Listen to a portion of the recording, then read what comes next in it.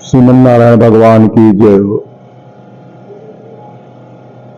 बाणाद्रियोगी पद पंकज सत्य राधा कृष्णाक्ष देशिक पदाम्बिज भृंगराजम श्री वेंकटेश पद मानस हंस सीता रामार्य देशिक महम शरणं प्रपद्ये सरैवा दक्षिणे तीरे अयोध्यानां निधामिनी सुकुमार स्वस्थाय श्री सीता रामाय मंगलम। लक्ष्मीनाथ समारंभां नाथयामुन मध्यमाम् अस्मदाचार्य पर्यंतां वंदे गुरु परंपराम्। आज धनुर्मास उत्सव के 26वें पासुर की गाथा का कालक्षेप किया जाएगा और कोदंबा जी आज भगवान के सम्मुख जाकर के भगवान से प्रार्थना करती हैं कि प्रभु हमारे साथ जो हमारे मित्र परिकर आए हुए हैं, जो इतनी गोपियां आई हुई हैं, सबको आज आपसे कुछ चाहिए। देखिए कोदंबा जी की गोष्ठी है और जैसे आप यही मान लीजिए कि एक 500, 5,000, 25,000 रुपए की कीमत वाली कोई गाय होती है, अगर मान लीजिए 10 लीटर दूध देती है, अगर उसका बछड़ा मर गया है तब क्या होगा? तब उस स्थिति में एक बनावटी बछड़ा उसी गाय के पास खड़ा कर दिया जाता है और उसको देख करके गाय दूध दे दिया करती है। ये एक दृष्टांत है। तो श्री कोदंबा जी अपने में गोपी भावना करके संग में सभी सखियों को साथ लेकर के भगवान से सचमुच में मिली, नकली में नहीं, यथार्थ में मिली। परंतु हम लोगों का तो नकली ही है। ऐसा कारण है कि नकली भले है लेकिन प्रभु तो हम सब पर भी कृपा कर ही देंगे। जैसे गाय का दृष्टांत नकली बछड़े को देखकर गाय दूध दे देती है, ऐसी कोदंबा जी की भावना के अनुसार हम लोग भी उनके मार्ग पर चलने से भगवान अवश्य मिलेंगे। स्त्री पुरुष का कोई भेद ही नहीं रह जाता है। तो भगवान से कोदंबा जी से जो आज वार्तालाप होती है, वो वार्तालाप इस प्रकार से होती है कि अपना प्रयोजन बताती हैं कोदंबा जी और प्रयोजन बताने के साथ साथ ही व्रत में लगने वाली सारी सामग्रियों की बात बता दिया कि हमको ये सामान चाहिए। तो भगवान ने कहा, अरे गोपियों, तुम लोग परस्पर विरुद्ध बातें कर रही हो, स्पष्ट बताओ कि तुम्हारे लिए क्या क्या वस्तु चाहिए, किस चीज की जरूरत है, स्पष्ट बताओ। तो इसके उत्तर में गोपियों ने ऐसा कहा प्रभु से कि हे प्रभु, ये हमारे पूर्वजों द्वारा अनुष्ठित मार्गशीर्ष का व्रत है, जिसमें प्रातः 3 बजे से लेकर के 6 बजे तक ये पूरा किया जाता है और इसमें प्रातः ही स्नान भी किया जाता है। स्नान करने के बाद यह व्रत शुरू किया जाता है, जिसको बड़ों की आज्ञा से हम सब करना चाहती हैं। अतः अब तो नजदीक हम आपके आ ही गए हैं, सन्मुख साक्षात्कार हो ही गया है। अब हमारी प्रार्थना है कि मुझको मेरी सामग्री मिलनी चाहिए। क्या चाहिए? हमको शंख चाहिए, भेरी चाहिए। भेरी एक वाद्य उपकरण होता है जो श्री दिव्य देशों में भगवान के उत्सव में और प्रातः, दोपहर, सायं भगवान के स्वागत में, शोभा यात्रा में आगे आगे बजा करके लोग चला करते हैं, उसको भेरी कहते हैं। मुझको दीप चाहिए, दीपक, और ध्वज माने झंडा चाहिए। बितान, बितान का मतलब होता है छाता। ये सब इतने कीमती सामान है कि कोई दे नहीं सकता इसको भगवान के अलावा। तो वो कहती हैं, कृपा करके हमको आप ये सब सामग्रियां प्रदान करिए। भगवान हंसे, कहे कि गोपियों, तुमने ये क्या मांग लिया हमसे? अरे कोई बड़ी चीज मांगी होती तो बड़ी चीज क्यों नहीं मांगी? भगवान हंसते हुए गोपियों को समझा करके कहते हैं, अरे गोपियों, अगर तुमको मांगना ही है तो कोई ऐसी चीज मांगो जिसको मांगने में, देने में मुझको भी संसार ये न कहे कि हमारा 1 महीने तक इन लोगों ने व्रत किया, मंगल मनाया, और आज जब मांगने का समय आया तो हमसे झंडा मांग रही हैं और दीपक मांग रही हैं, शंख मांग रही हैं। तो गोदाम्बा जी ने कहा, प्रभु देखो ऐसा है, हमारी भाषा को आप समझ नहीं पाएंगे, हम लोग क्या चाहती हैं। मुख्य कार्य ये है मेरा इन सब चीजों को मांगने का कि मेरा क्लेश, मेरा दुख छुड़ा दो। यह सुनकर के प्रभु ने कहा कि देखो, अगर आप कोई चीज मांगती हैं तो इसमें तो दो मंत्र की हानि होती है। देखिए, जब शरणागति मंत्र लेने के लिए जीवात्मा शरीर लेकर के गुरु के पास जाता है, गुरु उसको शंख चक्र तप्त करके लगा देते हैं और तिलक तथा पंच संस्कार कर देते हैं, तब उसको उसकी जिम्मेदारी गुरु जी ले लेते हैं भगवान के सन्मुख कर करके कि यह जीव आज से आपका हो गया। और फिर उस जीव का कर्तव्य हो जाता है कि भगवान के शरण के आश्रित होकर के वह कभी कोई भी चीज भगवान से न मांगे, लेकिन अगर मांग लेगा कोई चीज या कोई व्रत कर लेगा किसी मनोकामना की पूर्ति के लिए, तो शरणागति नष्ट हो जाती है, निष्फल हो जाती है। फिर गुरु के द्वारा लिया हुआ मंत्र उपदेश सब व्यर्थ हो जाता है। फिर वो देवी देवताओं के लाइन में लग जाता है कि चलो फला दर्शन करो, फला देवी का, फला देवता का दर्शन करो, इससे ये फायदा होगा, इससे ये फायदा होगा।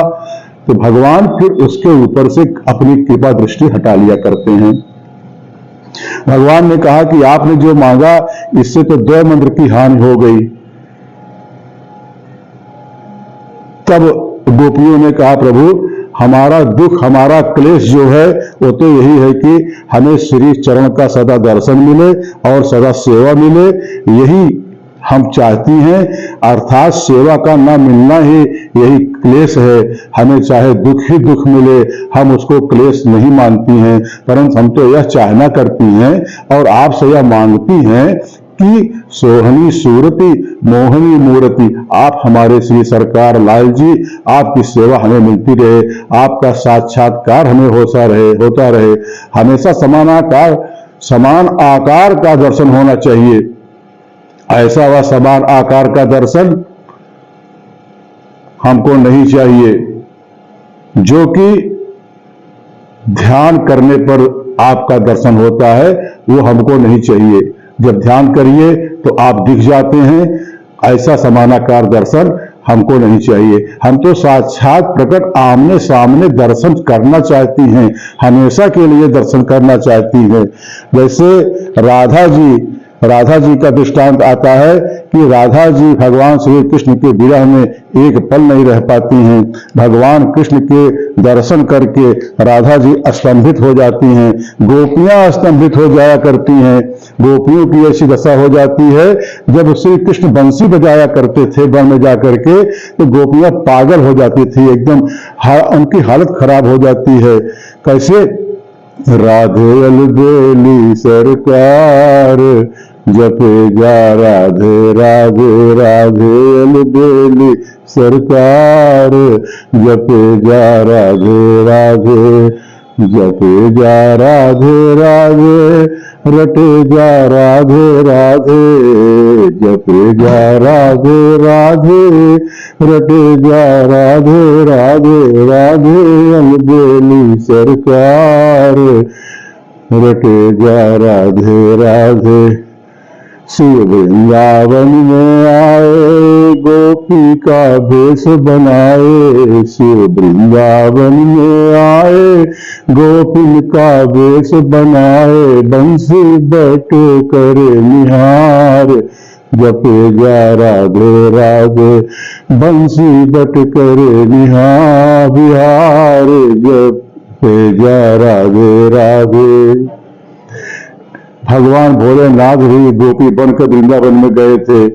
देखो, जो भगवान का दर्शन करना चाहते हैं ना, जो भगवान को देखना चाहते हैं, वो कितने बड़भागी होते हैं। लेकिन उनके सौभाग्य का क्या कहना है, वो कितने बड़भागी होते होंगे जिन्हें भगवान देखना चाहते हैं, जिनके दर्शन भगवान करना चाहते हैं। और ऐसी मुरली बजाई कन्हैया ने, ऐसी मुरली बजाई। एक संत ने लिखा है कि मधुबन में धूम मचाई मुरलिया हरि की, मधुबन में धूम मचाए मुरलिया हरि की।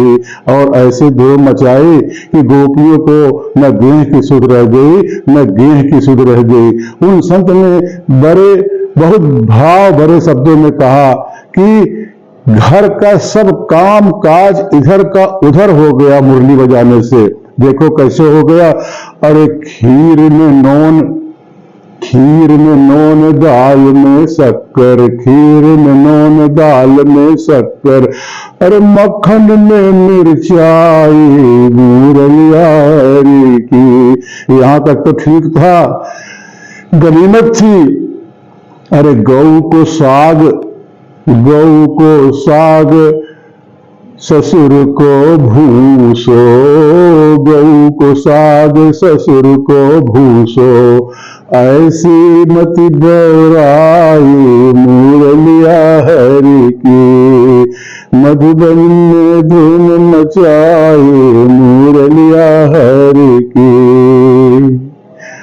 ऐसा धूम आपकी मुरली ने मचाया था, सबकी मति बौरा गई थी, सब उल्टा का पुल्टा हो गया था। राधा जी को ही आप देख लीजिए, आपके विरह में कितना व्याकुल होकर रहा करती थी। एक राधा जी का दृष्टांत आता है कि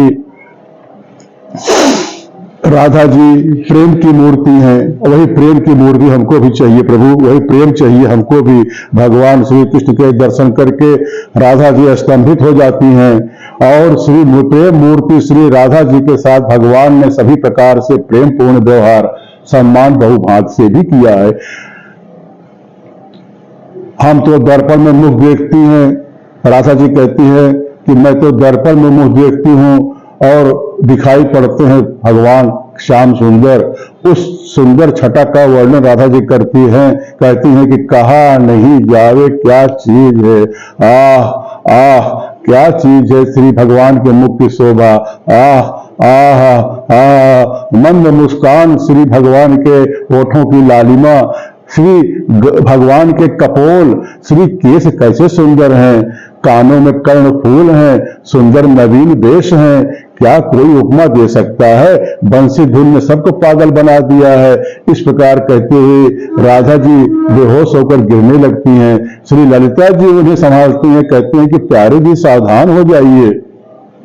श्री राधा जी उनसे कहती हैं कि वे श्याम सुंदर प्राण प्रिय प्यारे कहाँ हैं, हमारी आंखें बिक गई हैं, आंखें उन्हीं के सुंदर रूप का दर्शन करना चाहती हैं, उनको बुलाओ। सखियां कहती हैं कि जगत क्या कहेगा, प्यारी जी सावधान हो जाइए। कोई एक प्रेमी भगवान का दर्शन करके कहते हैं कि वह मन हरणि मूरति हृदय ढिग न आएगी, वह मन हरण मूरत हृदय ढिग न आएगी, जब तक हृदय में होश न आएगा हमारा हृदय में होश नहीं है। अब जब तक वह मधुर मूरत सामने नहीं आती है तब तक होश नहीं आ सकता है। श्री राधा प्यारी बेहोश हैं, दुनिया तो सब होश में है और बेहोश को दुनिया से क्या मतलब। मदिरा पीकर मतवाले को दुनिया का कुछ ख्याल नहीं। इस प्रकार जिस पर उस रूप सागर का नशा चढ़ गया है उसे दुनिया से क्या मतलब। सुंदर रूप का वर्णन कोई क्या कर सकता है। प्रेमी की आंखें ही रूप अमृत का पान करती नहीं थकती हैं। श्री राधा प्यारी जरा सा होश में आई, एक सी ऐसी विरह दशा रहने पर जी नहीं सकेंगी। राधा जी और गोपियों में विरह की प्रबल दशा रहती थी। प्रिय राधा जी बार बार बेहोश हो जाती थी। घर में उनके पिताजी उनकी दशा देख करके विचार किए कि क्या उपाय करें। राधा जी के पास जाकर के उन्हें देखते हैं, मन ही मन कहते हैं उन श्री कृष्ण को कैसे बुलावें। वे बहुत सोचे, बहुत विचार किए और श्री नंद बाबा जी के यहाँ खबर भेजे कि हमारी गायें जो हैं, गैया हमारी दूध नहीं देती है, उन्हें नजर लग गई हैं, जरा कन्हैया भैया को भेज दीजिए तो हमारे गायों का रोग दूर कर देंगे, तो गाय फिर से दूध देने लगेगी। इस कला में कन्हैया भैया बहुत निपुण हैं। नंद बाबा जी प्रसन्नता के सहित लाल जी को राधा जी के यहाँ पिताजी के यहाँ बरसाना भेज देते हैं। राधा जी के पिता का नाम वृषभान गोप था। वे बहुत वैभवशाली थे। नंद बाबा जी से भी अधिक उनके यहाँ धन था। लाल जी वहां पहुंचे, गायें जहां थी वहां गाय दुहने, और उधर से श्री राधा जी भी गायों के पास चले आई। लाल जी गाय दहना शुरू किए और लाल जी ने गायों के पूंछ पकड़कर दूधते हैं, पूंछ पर हाथ चलाते हैं, पूंछ पर ही हाथ फेरते हैं। यह कैसा दूध दूहना है? अरे दूध दूहने के लिए तो स्तन छाती का सहारा लेना पड़ता है, लेकिन पूंछ पकड़ करके दूह रहे हैं। बताइए कैसा दूहना होता है? राधा कहती कुछ और होता कुछ। प्रेम दशा न्यारी है। प्यारे जी सामने आवे तो प्राण बचे। रूप सागर श्याम सुंदर श्री नंद नंदन पर श्री राधा जी मगन हैं। इस प्रकार की चर्चा वहां लोगों में होती। एक सखी समझा कर कहती है, बड़े घर के बाप की आप बेटी हैं, अपनी प्रेम दशा को छिपा कर रखिए, कठिन है प्रेम का मार्ग। राधा जी कहती हैं, कठिन तो है लेकिन क्या करूं? अरे घर त्यजऊं बन त्यजऊं, घर त्यजऊं बन त्यजऊं, नागर त्यजऊं, बंसी बटे तट त्यजऊं, काहू मैं न त्यजिहूं। देह त्यजऊं देह त्यजऊं, अरे नेह कहूं कैसे त्यजऊं, आज काज राज बीच ऐसे सजी हूं। बावरो भयो है लोक, बावरी कहत मोको, बावरी भयो है लोग, बावरी कहत मोको, बावरी कहीं तो न काहू ना बरजी हूं। अरे कहैया सुनैया तजो, बाप और भैया तजो, कहैया सुनैया तजो, बाप और भैया तजो, गैया तजो मैया पे, कन्हैया नाही तजिहो, कन्हैया नाही तजिहो। ऐसी प्रेम की दशा मांगती हैं गोदाम्बा जी भगवान से। गोदाम्बा जी ने भगवान को कहा कि आप मणिवर्ण के हैं, व्यामोह मणिवर्ण हैं। व्यामोह तस्त धृतराण तिराय मैंने, अस्मद गुरु भगवतो सुदयेग सिंधु, रामानुजस्य चरणों शरणम प्रपद्ये। आप तो व्यामोह मणिवर्ण है प्रभु, मोह सकल व्याधिन कर मूला। ऐसा समझकर मुनि तपस्वी ज्ञानी जन मोह से डर कर भागते हैं। मोह से ही ज्ञान न हो। जगत में सब कुछ है, जगत का मूल कारण मोह है। मोह सकल व्याधिन कर मूला। जो लोग अनित्य वस्तु पर मोह करते हैं वह वस्तु यहीं पर छूट जाएगी और फिर नहीं मिलने पर मोह उसी के दुख में मरेगा। स्त्री बेटा घर पर जिसका मोह है उसका वियोग होने पर कितना दुख होता है। मोह मूल परमार्थ नहीं। मोह में सबको खतरा है, दिखा देते हैं सब कुछ परंतु हाथ में कुछ नहीं आता। छुओ तो कुछ हाथ में आवे और छुए बिना नहा रहा नहीं जावे। ऐसा है महामोह, यह है माया का चमत्कार। मोह मन को हरण कर लेता है, इतना हरण कर लेता है कि जिंदगी को ले डूबता है।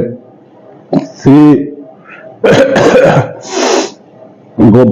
भगवान गोदाम्बा जी से कहते हैं, ऐसा जो भयंकर मोह है अगर तो हमारा नाम व्यामोह मणिवर्ण क्यों रखती हैं? तो श्री गोदाम्बा जी कहती हैं कि श्री लाल जी प्यारे का मंगल हो। वे कहते हैं कि संसार सरकार प्रभु, ऐ मेरे सरकार, संसार और सांसारिक सब चीजें जो हैं और यह शरीर भी देह भी ये आज अनित्य नाशवान है। उन पर मोहित होकर मोह करना यही एकमात्र सब दुखों का कारण है। परम सुंदरता के सागर श्री सदा किशोरावस्था श्री मूर्ति हमारे प्रीतम प्रभु सदा नित्य हैं, सत्य सुख के दाता हैं। उसमें मोहित होना और मोह करने से खतरा मतलब हानि बिल्कुल भी नहीं होती है, ऐसा हमने सुना है। सुखी मीन जिन मीर अगाधा, तिनि हरि चरण न ये कऊ बाधा। है प्रभु, आपको छोड़कर नासवान पदार्थों में मोह करना ही दुखदाई है। जीवात्मा के सदा के साथी आप ही आत्मप्रिय है, आप में व्यामोह होना चाहिए। जो लोग आप में व्यामोहित हुए वे सब बड़ों के बड़े माने गए और सदा के लिए सुखी हो गए। और संसार का क्रम नाशवान है, बहुत भयंकर है। प्रभु से प्रार्थना करती हैं, गोदाम्बा जी कहती हैं, प्रभु इस प्रकार प्रभु का ही मोह होना चाहिए। आपका सुंदर रूप है, वही मोहने का कारण है।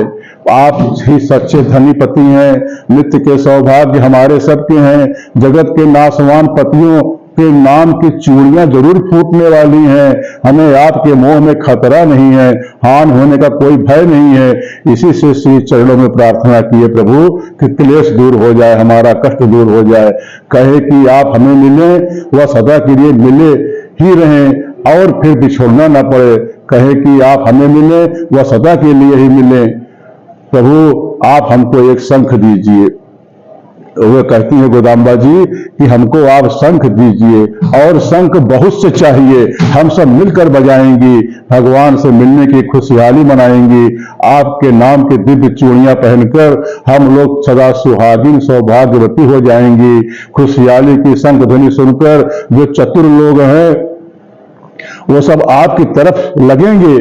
परंतु संसार के लोग कुत्ते के पूंछ के समान हैं, किंतु हम तो अपना कार्य करेंगे ही, जबकि इतनी सखियां साथ हैं। भगवान कहे कि चुपचाप भगवान से मिल लेना चाहिए, किसी को मालूम न होने पावे। परंतु श्री गोदाम्बा जी कहते हैं प्रभु ऐसा नहीं है, संसार का कार्य तो गुपचुप कर लेना चाहिए। परंतु भगवान हमें मिल गए हैं, हमें मिले हैं, इसको तो हम खुल्लम खुल्ला प्रकट करके जनावेंगे। दुनिया में किसी लोग को जिसे जचेगा उसकी भलाई होगी और भगवान की तरफ लगेगा।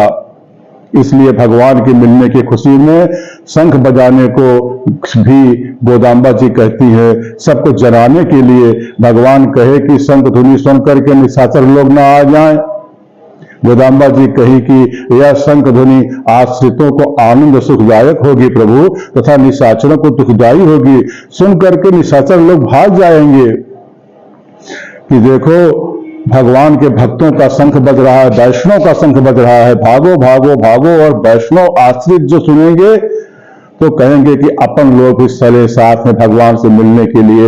और कहते हैं प्रभु हमको ध्वजा माने झंडा भी चाहिए, उसे खुशहाली के साथ फहराएंगे कि भगवान मिल गए। प्रभु कहें हम सब ये कहां से देवें, हम तो छोटे से लड़के हैं, कहां से पाएंगे। गोदाम्बा जी कहती हैं प्रभु आप बटसाई भगवान हैं, इतना वजन इतना पत्ते पर कैसे रखे हैं। देखिए जब 3 लोग 14 भुवन सब प्रलय हो जाता है तो एक बट के पत्ते पर भगवान शयन करते हैं। जब सब कुछ लय हो गया, नष्ट हो गया, कुछ नहीं रह गया, भगवान के इतने छोटे उदर में इतने 3 लोग 14 भुवन के सब कुछ समाहित हो गया, भगवान उसको धारण कैसे कर लिए। और वहां पर बट पत्ता कहां से आ गया, उसको तो भगवान ने ही प्रकट किया था। तो गोदाम्बा जी कहते हैं प्रभु आप अघटन जो घटने वाली बात नहीं है उसको भी घटा देने में समर्थ हैं, सभी चीज दीजिए। यह सुनकर प्रभु प्रसन्न हुए और सब चीजें दिव्य वस्तुएं दिए। श्री लाल जी का मंगल हो, श्री लाल जी की जय हो। कहती हैं आपकी दी हुई चूड़ी आदि भूषण आज्ञा हो तो हम पहने, अच्छा मिठाई का प्रसाद भी हो जाए। एक हास्यपूर्ण प्रसंग चलता है, जैसे अघजरनी मुखजरनी की सगाई जैसे होती है, मंगनी मांगकर कोई चीज नहीं लाना, इसमें यही शिक्षा है। हे प्रीतम प्यारे प्रभु आप हमारे नित्य पति हैं, हम नित्य स्त्री होंगी, इस प्रकार कहती हैं और खूब सजावट श्रृंगार करती हैं। हमारे लिए सौभाग्य का भूषण चाहिए, वह हमको आप दीजिए। भगवान पैर की अंगुलियों में पहनने की बिछुड़ियां दिए, यह सौभाग्य का चिन्ह का गहना है। बिछुड़ियां, कुमकुम और सिर का भूषण चूड़ियां आदि पति की तरफ से दिया जाता है, वह सब देवें। श्री लाल जी कहते हैं कि आपके पिता के घर में यह सब नहीं है क्या? तो कहती हैं कि हमें तो पति का दिया हुआ चाहिए, पति का दिया हुआ कोई उतार नहीं सकता है, पिता का दिया हुआ तो सब समय पर उतार लिया जाता है। धनी का कुमकुम लगाना ही सौभाग्य है, सुंदर सच्चे भूषण देना, केवल पानी चढ़ा नकली ना हो। लाल जी कहते हैं कि सभी का नाम बता दो, हमें लिस्ट दो बना करके। तो वो कहती है कि क्या आपके पिता ने बेटों का ब्याह कभी नहीं किया है क्या? सभी भूषण दीजिए आप। प्रभु आपके दिव्य भूषण ऐसे हैं कि अनेक भूषणों का एक तोले वजन भी नहीं होता। ऐसे सुंदर दिव्य भूषण अलग अलग अंग में पहनने को दीजिए। प्रभु ने कृपा करके सबको दिया, सबने श्रृंगार किया। कहते हैं अपने अपने घर पधारें, श्री गोदाम्बा जी प्रसन्न हैं, मनोरथ सिद्ध हुआ, इसलिए अत्यंत आनंद सबको हुआ। सब मिलकर श्याम सुंदर की जय मनाती हैं। अब लाला के साथ खेलेंगे, खाएंगे, लाला का प्रसाद मिले। भगवान कहते हैं कि आप लोगों का प्रसाद हम लेंगे, आपकी जूठी प्रसादी हमको भी मिलनी चाहिए। देखिए, जब प्रेम की दशा परिपक्व हो जाती है तो भगवान तो गुलाम होकर के नाचा करते हैं। षटकोप स्वामी श्री दिल्लीपुत्तूरम आलवार नगरी के पास एक नीम के खोहड़ में जन्म की अवस्था से लेकर 36 वर्षों तक रह करके भगवान के प्रेम में डूबे रहे। षटकोप स्वामी का जो अवतार है वो वैकुंठ धाम परम पद में जो भगवान के सेनापति विश्वक्सेन जी हैं, उन्हीं का अवतार षटकोप स्वामी के रूप में यहाँ पर हुआ था पृथ्वी पर, केवल इसलिए कि जीव को मेरी तरफ लगाइए। लेकिन लगाने को कहे, कौन कहे? वो यहाँ आने के बाद भगवान के प्रेम में सब कुछ भूल गए और 36 ये वैश्य कुल में उत्पन्न हुए थे और उसे इमली के खोहर में, आज भी वो इमली का वृक्ष वहां पर है, 5000 वर्ष पुराना वृक्ष है। उसी खोहर में रह करके उन्होंने तपस्या तो नहीं किया, प्रेम की दशा में भगवान को हमेशा देखा करते थे, जैसा परम पद में भगवान का दर्शन किया करते थे और सखी की भावना बना करके श्रृंगार किया करते थे। मंदिरों में देखिए षटकोप स्वामी पूरा सखी का श्रृंगार किए हुए चित्र पर उनको दिखाई पड़ता है। मांग टीका और बिंदिया और कानों के आभूषण, नथिया सब पहने। और उन्होंने एक बार ध्यान की अवस्था में षटकोप स्वामी ने सखी बन करके भगवान से मान किया। मान माने ये किया कि आप हमारे पति के रूप में हैं, आप हमारे पास आइए, हम आपसे नाराज हैं, आप आते क्यों नहीं? जब वो नाराज होने का मान किया षटकोप स्वामी, तो भगवान उनके पास आए और तब आए तो षटकोप स्वामी ने क्या किया? षटकोप स्वामी ने अपना चरण फैला दिया आगे, नायिका बन करके, भगवान नायक बन करके उनके चरण दबाए। ये है प्रेम की दशा। भगवान तो आगे पीछे हमेशा लट्टू होकर घूमा करते हैं अपने भक्तों के लिए। अब भगवान भी कहते हैं गोदाम्बा जी से कि अब आपकी जूठी प्रसादी हमको भी चाहिए, मिठाई खिलाइए हमको भी, आप सबको सारा सामान मिल गया है, अब चाहे जैसे उपयोग करो उसका। सब जय जयकार कर रही हैं। अब आगे फिर कल कहा जाएगा, कल 27वां पासूर है, 27वां पासूर विशेष पासूर कहा जाता है। इस 30 छंद में सबसे मुख्य छंद, सबसे मुख्य पासूर 27वां पासूर कहा जाता है। इसी दिन से लक्ष्मी जी की श्री अर्चना की जाती है।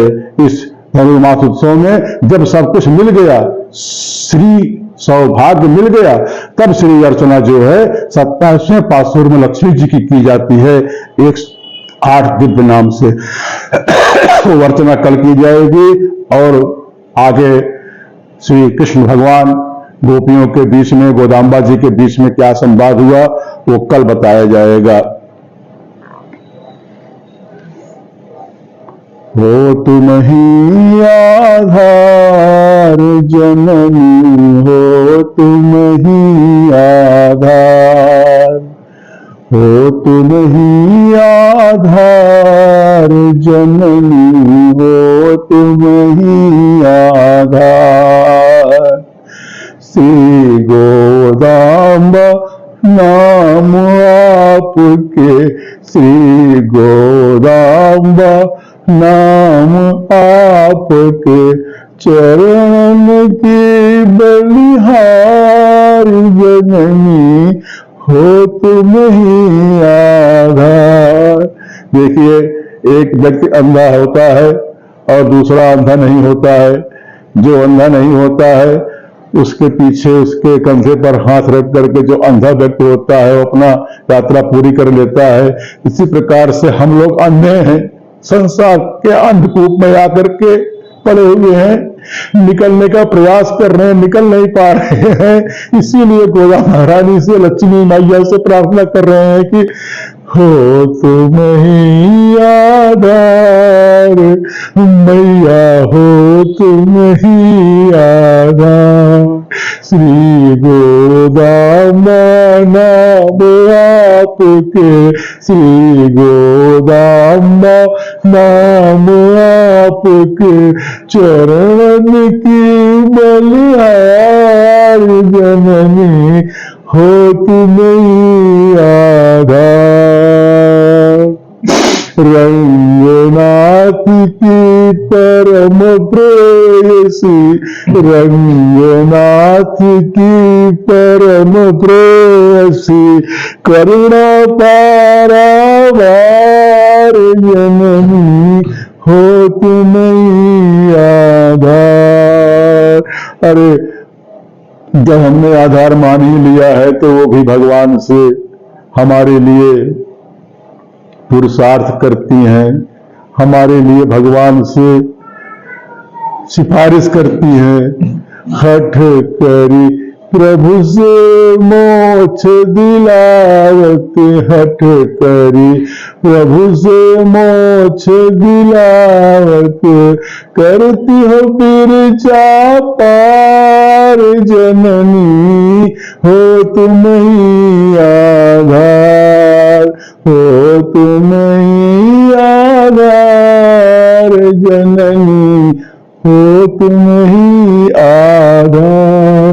दास लक्ष्मण शरण परो हैं, दास लक्ष्मण शरण परो हैं रंगनाथ दरबार जननी हो तुम ही आधार। श्री गोदा महारानी रंगनाथ भगवान का मंगल हो। श्री गोदा महारानी रंगनाथ भगवान की जय हो। अपराध सहस्त्र भाजनम पतितं भवाणो गुरे आगतिम शरणागतम हरे कृपया केवल आत्मसात करे। हे भगवान आपका मंगल हो, हे नाथ आपका मंगल हो, आपकी जय हो।